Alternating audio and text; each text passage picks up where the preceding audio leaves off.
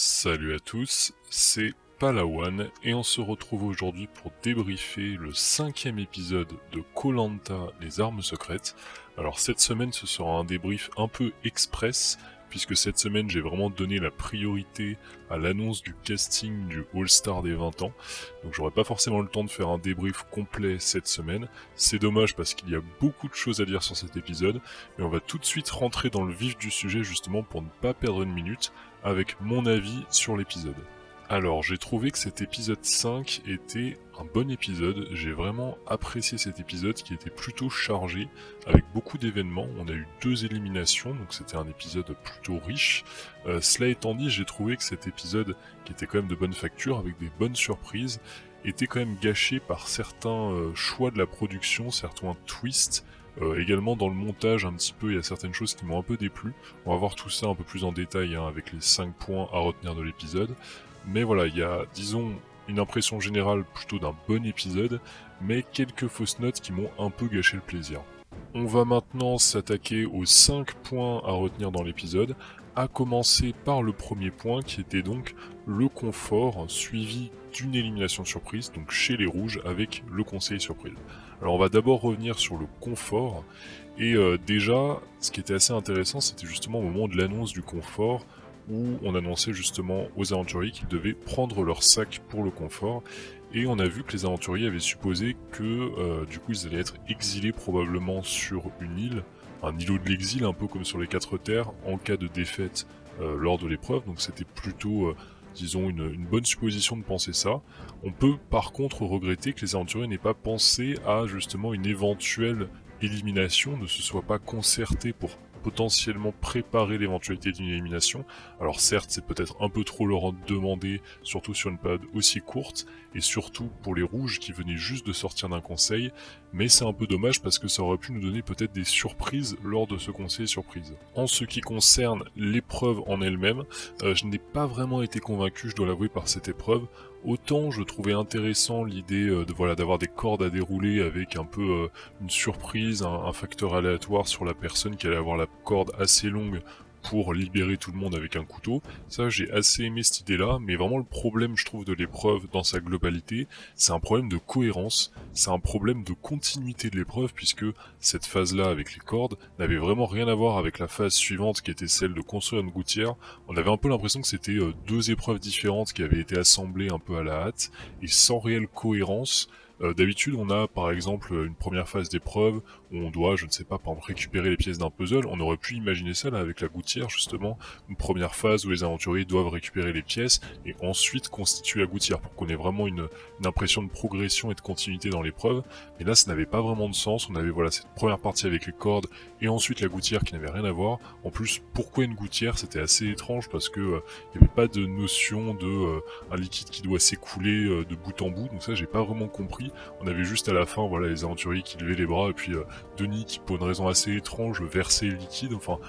voilà, moi je trouve que cette épreuve elle était un peu bizarrement constituée et ça ne rendait pas très bien, je trouve. Très franchement, j'étais vraiment pas fan de cette épreuve-là. D'autant que ça ne s'est pas amélioré ensuite puisqu'on a eu un conseil surprise et moi je n'aime pas du tout ce twist-là. Pour moi, ça n'a vraiment pas d'intérêt de faire des conseils surprises comme ça parce que les aventuriers, par définition, puisque c'est un conseil surprise, ne sont pas préparés et donc il n'y a pas de possibilité de mettre en place des alliances, de la stratégie. Et en général, c'est la personne qui est au bottom, donc qui est vraiment tout en bas de l'échelle sociale de la tribu, qui est éliminée. Et là, ça a encore été le cas, puisque c'était donc Magali qui a été éliminée. Magali qui avait reçu 4 votes au conseil de la veille, donc c'était vraiment pas une surprise qu'elle soit ciblée. Alors je sais que beaucoup ont été surpris, voire ont regretté que les 2 filles, à savoir Laure et Maxine, ciblent Magali, en disant justement qu'ensuite elles allaient être elles-mêmes ciblées, et effectivement ça peut se comprendre, mais là je pense que vraiment elles étaient prises au dépourvu.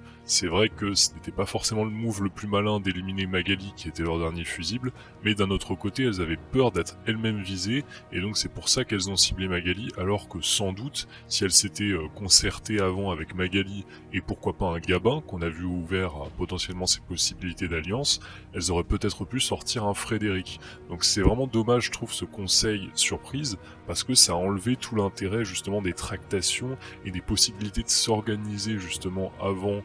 ce type de conseil. Et pour le coup, je trouve ça dommage. Alors certes, Magali n'était sans doute pas l'aventurière la plus intéressante, d'autant qu'en plus elle est revenue ensuite avec l'abandon de Gabin, mais pour le coup je n'aime vraiment pas ce genre de twist et j'aimerais bien que la production arrête avec ses conseils surprises. On va passer au deuxième point, et ce deuxième point c'est un point sur les armes secrètes, et on va commencer donc du coup avec Vincent. Vincent qui en tout début d'épisode a donc découvert un kit tout double, donc la petite erratum par rapport à la vidéo de la semaine dernière, le débrief où j'avais dit justement que je ne pensais pas que ça allait être le kit tout double, étant donné que le kit tout double était caché à un autre endroit sur le camp rouge. Finalement on voit que les armes ne sont pas forcément cachées au même endroit sur le camp rouge et le camp jaune, donc ça évitera peut-être au moment de la réunification d'avoir une Magali qui retrouve justement le même avantage sur le camp jaune au même endroit, donc ça c'est pas plus mal. Cela étant dit, je suis un peu déçu quand même que justement Vincent hérite du kit tout double, parce que je ne vois pas vraiment ce qu'il va en faire, d'autant que le prochain conseil, donc à savoir le conseil de la réunification, est le seul moment où il pourra l'utiliser, puisque cet avantage n'est plus valable par la suite, donc on verra, mais très franchement je ne le vois vraiment pas immédiatement en danger, donc je ne comprends pas vraiment l'intérêt d'avoir en jeu maintenant ce kit tout double, étant donné qu'il ne l'a pas utilisé lors de l'épisode. Donc pour moi ce n'est pas forcément l'aventurier qui aurait dû... alors je sais que la production, même si on peut avoir des soupçons des fois sur le fait que la production manipule un peu le fait de trouver certaines armes, je pense sincèrement que c'est un peu dommage que ce soit Vincent qui ait hérité de cette arme-là, parce que pour moi il ne va pas l'utiliser, donc du coup on n'aura pas forcément de retournement avec cette arme. Mais pour revenir sur justement le fait que Vincent ait trouvé cette arme, j'ai trouvé assez malin le fait qu'il prenne la malle et qu'il la nettoie, enfin c'était vraiment une bonne idée justement pour avoir accès à la malle sans éveiller trop de soupçons. Il n'a pas forcément été très discret c'est sûr, mais il s'en est plutôt bien sorti, et donc franchement chapeau à lui d'avoir réussi ce coup-là. Je le disais également au sujet des armes secrètes, en toute fin d'épisode, on a vu donc Laure et Maxine qui cherchaient une arme pour se défendre,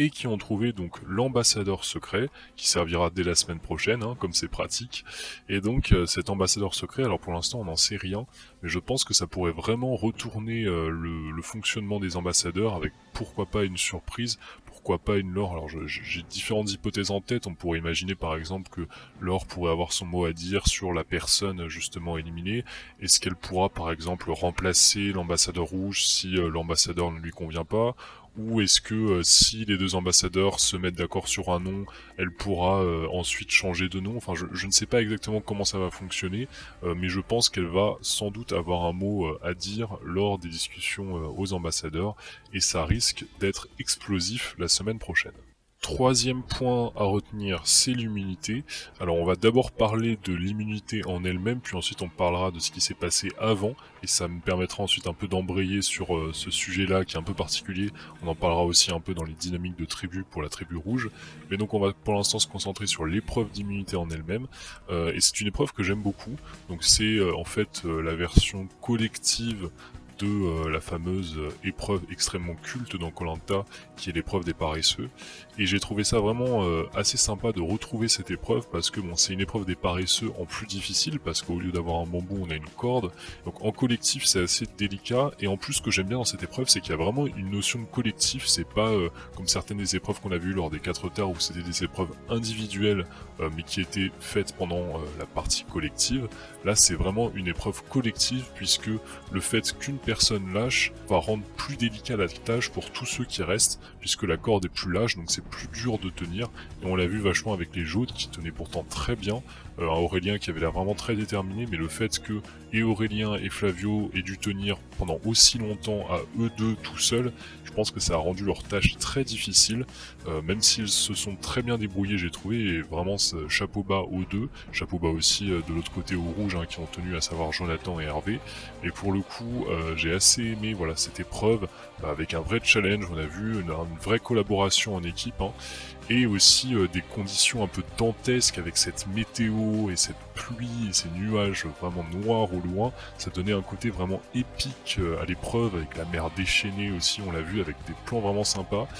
Par contre, ce que je regrette, et ça j'en avais déjà parlé, je pense, lors de débrief la saison précédente, mais ce que je regrette, c'est que une nouvelle fois, On a eu une altération de l'épreuve, Denis a proposé, en plus très tôt dans l'épreuve, de complexifier l'épreuve avec justement le fait que les aventuriers devaient retirer un bras, et ça je n'aime pas du tout, je n'aime pas quand Denis altère comme ça l'épreuve, surtout aussi vite. Alors ça peut se comprendre, par exemple, je sais pas, sur les poteaux, si les gens tiennent depuis 4 heures, qu'on les départage sur un pied, bon pourquoi pas, mais le fait que là, justement sur des épreuves qui sont vraiment mythiques comme celle-ci, même si bon, ce n'est pas tout à fait la même version que les paresseux, mais on peut éventuellement aller chercher des records, etc., qu'on fasse des altérations différentes à chaque fois, avec des altérations qui ne surviennent pas toujours au même moment. Donc c'est vraiment problématique pour moi. Peut-être que ça avait un lien aussi avec les conditions météo, mais je n'ai vraiment pas aimé justement que on altère une nouvelle fois cette épreuve. À noter également sur cette épreuve ce qui s'est passé au début de l'épreuve avec les garçons rouges qui ont été mis en cause comme justement étant sexistes, puisque on a dit voilà qu'ils avaient éliminé les filles une à une, ce qui s'est passé concrètement. Alors après la question du sexisme, bon, je vais y revenir un peu plus en détail justement dans la partie des dynamiques de tribu, mais dans tous les cas, ce qui compte dans Koh Lanta, on le sait, c'est la perception, et la perception elle est vraiment désastreuse pour eux. C'était vraiment très mauvais de faire ça en face des jaunes, c'est vraiment ça le gros problème, parce qu'à la rigueur, si la tribu avait lavé son linge sale entre elles, ça aurait pu aller, mais là on est juste avant la réunification, bon les aventuriers ne le savent pas forcément, mais nous le savons, nous sommes juste avant la réunification, et que les jaunes aient pu voir les divisions qui existent au sein du camp rouge, moi ce que je pense c'est que dès la semaine prochaine, alors même s'il y a sans doute aussi peut-être des divisions chez les jaunes, mais dès la semaine prochaine pour moi, soit les jaunes se rallieront directement aux 4 hommes rouges restants, soit les jaunes se rallieront aux 3 femmes rouges. Enfin, dans tous les cas, ils essaieront de chercher justement cette division de la tribu qui est assez claire entre les hommes et les femmes. Et ça, c'est vraiment très problématique que les jaunes aient pu le voir, d'autant plus pour les hommes, parce qu'on peut penser que les femmes jaunes pourraient avoir peur justement de ces hommes présentés comme sexistes,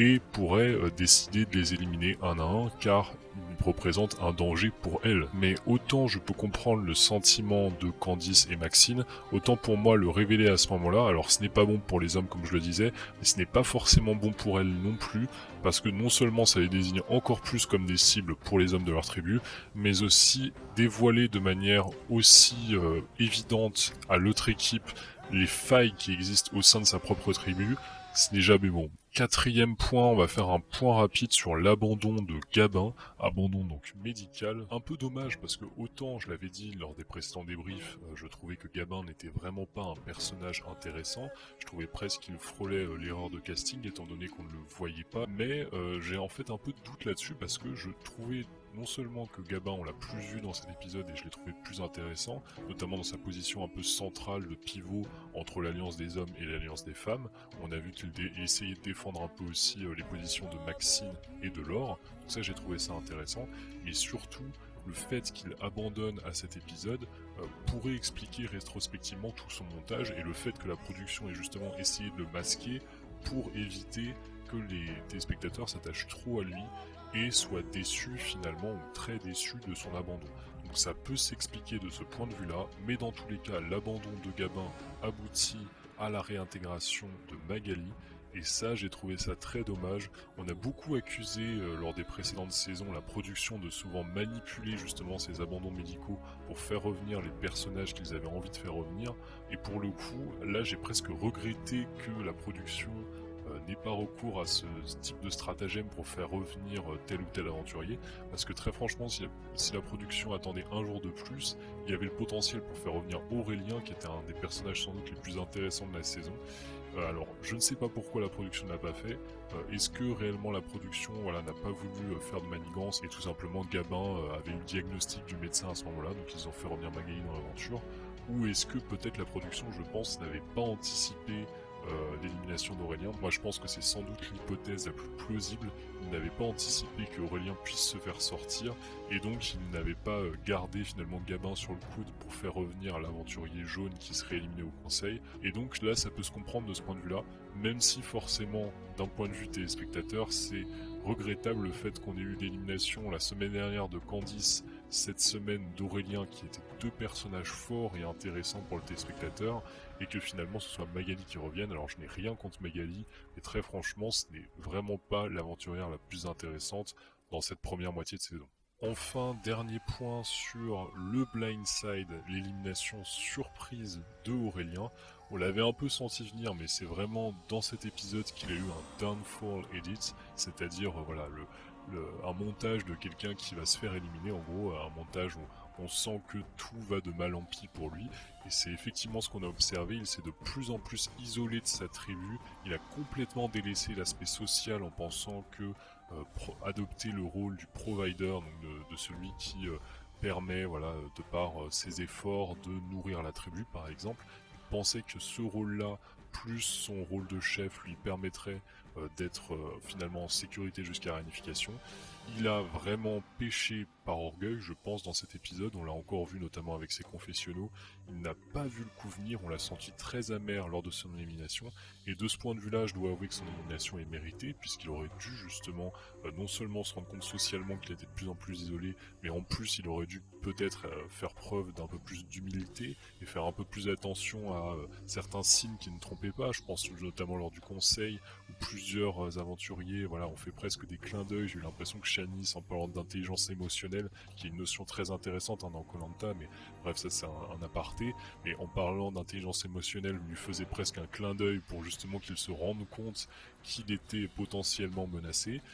d'autant qu'en plus il avait un talisman pour potentiellement se sauver. Donc c'est vraiment très dommage de voir un Aurélien qui avait énormément de potentiel, mais qui à ce moment-là justement n'a pas eu la présence d'esprit de jouer ce talisman pour se sauver. Donc ça c'est vraiment dommage. D'un autre côté, très franchement, le coup de Shanice était remarquablement joué, et je le dis, c'est ça que j'aime dans Koh-Lanta. Il n'y a pas forcément besoin d'armes secrètes ou de colliers, mais simplement avec un bon social et une stratégie bien menée avec des bons arguments. C'est vraiment ça la base de Koh-Lanta. On peut éliminer quelqu'un, même quelqu'un d'aussi fort et d'aussi bien positionné qu'Aurélien, en tout cas en apparence bien positionné. C'est vraiment le moment idéal qu'elle a choisi, je pense, pour le faire, juste avant la réunification. Alors je ne pense pas que les aventuriers savaient que c'était la réunification qui arrivait juste à ce moment-là, mais dans tous les cas, voilà, on savait, je pense que les aventuriers ne sont pas bêtes, donc ils savaient que la réunification approchait, et Shanice a très bien perçu que c'était le moment pour l'éliminer, même si je ne pense pas qu'Aurélien avait forcément l'intention de trahir ses coéquipiers aussi vite.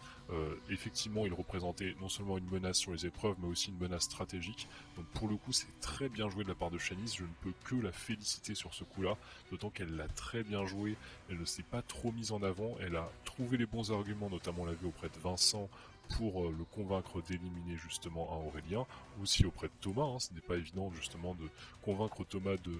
trahir son pote pour le coup, donc ça c'était bien joué. Mais surtout, elle ne s'est pas trop mise en avant. Elle a vraiment réussi à intégrer toute la tribu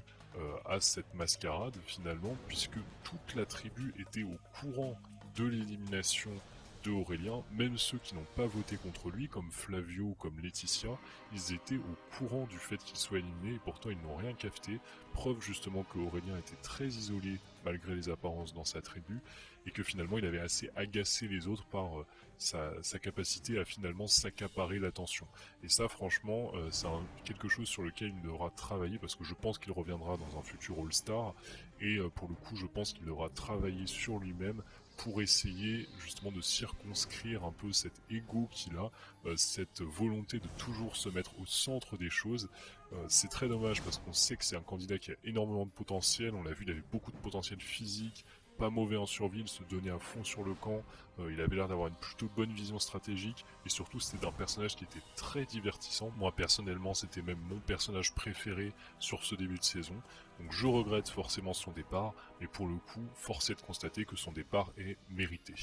On va passer maintenant rapidement aux analyses des tribus. Les jaunes, j'en ai déjà parlé pour le coup, pas grand chose de plus à ajouter. Effectivement, Aurélien, on a vu, n'était pas très bien positionné, pas aussi bien positionné qu'on pouvait le penser dans sa tribu. Et je pense que cet épisode a vraiment révélé un quatuor très solide autour de Shanice, donc Shanice qui prend vraiment sa place de leader dans la tribu, mais également Myriam, Thomas et Mathieu dans une moindre mesure, puisque Mathieu semble en tout cas très lié à Thomas. Donc on a potentiellement ce quatuor là, et ce quatuor qui peut faire très mal dans la phase post-réunification. Attention cependant à ne pas s'aliéner le reste de la tribu, parce que, alors même si je pense que par exemple on peut avoir un Flavio qui semble assez loyal et qui devrait plus ou moins les suivre, on a des esprits assez malins, assez libres aussi je pense, comme celui de Vincent, qui peut très vite se rendre compte que son intérêt n'est pas forcément de suivre ce groupe-là, de suivre ce gros groupe pour lequel il sera un peu une pièce rapportée, au sein duquel il sera peut-être la cinquième roue du carrosse. Donc un Vincent pourrait essayer potentiellement de créer quelque chose ailleurs, potentiellement avec les rouges. On peut imaginer une Lucie aussi potentiellement le suivre, voire une Laetitia. Donc attention à ne pas trop écarter justement ces éléments-là, d'autant qu'on a vu qu'Aurélien avait un peu essayé de les lancer sous le bus, en essayant de dévoiler un peu cette alliance qu'il avait avec eux, et potentiellement on voit que Shanice a pris sa place dans cette alliance, mais donc cette alliance à 4 pourrait être très dangereuse, et on pourrait penser que certains aventuriers pourraient essayer justement de cibler un peu ces aventuriers qui peuvent être très dangereux ensemble, d'autant qu'on a vu qu'une Shanice semble très forte socialement et stratégiquement, même sportivement, donc attention à ces 4 là qui peuvent être vraiment une menace du point de vue du jeu dans la suite de l'aventure. Si les autres jaunes ne se rendent pas compte que ces 4 là sont vraiment soudés et qu'ils iront jusqu'au carré final ensemble s'ils en ont la possibilité, je pense qu'ils pourraient, en cas de pseudo-pagonging, en cas d'élimination de tous les rouges un à un, pourraient ensuite faire les frais justement de cette passivité dans cette élimination successive de tous les rouges. Chez les rouges maintenant, pas mal de choses à dire, avec une vraie guerre des sexes qui s'est installée sur le camp. On était donc à 5 hommes contre 2 femmes, finalement avec l'abandon de Gamma on passe à 4 hommes contre 3 femmes, donc les forces en présence se rééquilibrent un peu. Mais on a eu du coup cette accusation de Laure et Maxime, plus ou moins de sexisme, en tout cas qui a été un peu poussée par Denis de sexisme. C'est vrai qu'il y a eu 3 femmes successivement éliminées chez les rouges, d'ailleurs on a vu également 2 femmes éliminées chez les jaunes, donc beaucoup de femmes éliminées en début d'aventure. Pour le coup, c'est vrai que les hommes apparaissaient très soudés. Je pense qu'ils ont fait l'erreur aussi de révéler vraiment de but en blanc aux femmes qu'ils comptaient les éliminer les 12, ce qui était très mauvais à l'approche de leur unification. Il faut savoir que justement dans Koh Lanta, une des premières règles, c'est de ne jamais laisser savoir aux personnes qui sont en bas de l'échelle que ces personnes sont en bas de l'échelle, parce que elles seront forcément tentées de vous trahir. Et donc là, c'était très mal joué, je pense, de la part des hommes de dire aux femmes que c'était le cas pour elles. Maintenant, pour ce qui est de l'accusation de sexisme en elle-même, j'avoue que c'est assez délicat de s'en prononcer, étant donné qu'on a trop peu vu, je pense, de la tribu rouge pour réellement se prononcer. Évidemment, on peut avoir des soupçons, étant donné ce qu'on a vu justement avec Candice qui s'était fait vraiment ostraciser de la tribu assez rapidement. Cela étant dit, les femmes avaient participé à cette ostracisation justement de Candice. Très franchement, je ne sais pas trop quoi en penser. Il ne faut pas suspecter dès qu'on a une alliance masculine, purement masculine, que ce serait une affaire de sexisme. On peut très bien avoir une alliance par affinité qui se fasse avec les hommes, comme il peut y en avoir avec des femmes, et qui ne soit pas du tout sexiste. Cela étant dit, certaines des remarques des hommes n'étaient pas non plus très fines sur les femmes, je dois l'avouer, notamment Hervé, qu'on a vu presque un peu condescendant avec les femmes. Ça, pour le coup, bon, ça peut laisser suspecter des choses, mais voilà, loin de moi l'idée de vouloir me prononcer sur ça, je n'étais pas sur le camp et personne n'y était à part eux, donc c'est très difficile de savoir réellement ce qui s'est passé ou non, si réellement les femmes étaient discriminées ou non. Mais dans tous les cas, moi ce que je trouve intéressant, c'est le fait que Laure et Maxine ne se sont pas rendus compte du trou dans lequel elles étaient en train de s'enfoncer progressivement. Je le disais la semaine dernière que le move qu'elles avaient fait était tout à fait valable, mais n'était peut-être pas le bon, et on s'en rend compte là cette fois-ci, puisqu'elles se retrouvent tout en bas de l'échelle sociale, et que c'était très mal joué de leur part justement de ne pas essayer de finalement s'allier avec Candice, quitte à renverser la vapeur. Alors finalement elles ne vont pas le payer puisque la réunification arrive très vite cette saison, on peut imaginer qu'avec un conseil supplémentaire, ce serait l'une des deux qui serait sortie, ou peut-être pas puisque Magali est revenue maintenant, mais sans le retour de Magali disons, et avec une réunification un peu retardée, l'une des deux serait à coup sûr sortie. Donc pour le coup, voilà, c'était très mal joué le fait de ne pas profiter du collier de Candice pour renverser la vapeur et potentiellement éliminer l'un des hommes forts entre guillemets de la tribu. Pour le coup, voilà, ça aurait été un coup qui sans doute leur aurait permis d'un peu plus se mettre en sécurité. Et là, on a vu qu'elles se sont rendues compte, malheureusement bien trop tard, du fait qu'elles étaient vraiment dans le creux, tout en bas justement de l'échelle sociale de la tribu. Et ça, pour le coup, c'est très mauvais. Ça montre un certain manque de vision de jeu des deux, et c'est ce que je disais, je pense que l'élimination de Candice n'était pas forcément un mauvais coup en soi, mais qu'elles l'ont fait pour de mauvaises raisons, et ça c'est vraiment illustré, qu'elles ont finalement éliminé Candice sans réfléchir, mais dans tous les cas, je trouve justement que c'est assez intéressant de voir ces dynamiques qui évoluent et de voir à quel point les candidats ont parfois du mal à se situer dans la tribu et ne se rendent pas forcément compte que vrai pour le bien commun de la tribu, entre guillemets, peut pousser jusqu'à leur élimination si la logique est poussée jusqu'au bout. Logique que je ne partage pas d'ailleurs parce que comme je le disais, vu qu'il y a un tirage au sort chez les hommes, le fait d'éliminer un homme chez les rouges aurait très bien pu permettre un tirage au sort chez les hommes jaunes et donc sortir potentiellement soit la tête pensante Aurélien, soit justement un des hommes forts de la tribu. Donc pour le coup ce n'était pas forcément justifié de toute façon d'éliminer des femmes, même dans une logique purement physique, en tout cas de force musculaire. Très franchement je trouve assez absurde cette logique de vouloir toujours cibler les femmes comme étant les éléments les plus faibles, alors qu'on l'a vu, il peut y avoir aussi des défaillances chez les hommes. Voilà donc pour ce débrief un peu moins long que d'habitude. Je n'ai pas pu forcément rentrer dans les détails et approfondir mes pensées, aller jusqu'au bout de ma pensée malheureusement parce que je manque un peu de temps cette semaine et si je ne veux pas avoir trop de temps sur la table de montage, je préfère faire plus court dans mes réflexions et dans ce que je vais dire. Mais n'hésitez pas à me dire vous en commentaire ce que vous avez pensé de l'épisode, n'hésitez pas à compléter ce que j'ai dit, voilà, si vous pensez que je n'ai pas été assez loin sur certains sujets ou si vous avez un avis différent. Moi je suis toujours ravi de lire vos commentaires. N'hésitez pas à commenter et à me dire ce que vous avez pensé de l'épisode et de ce débrief. Et nous on se retrouve très très vite pour une nouvelle vidéo et notamment pour le débrief de l'épisode de ce soir. Ciao à tous.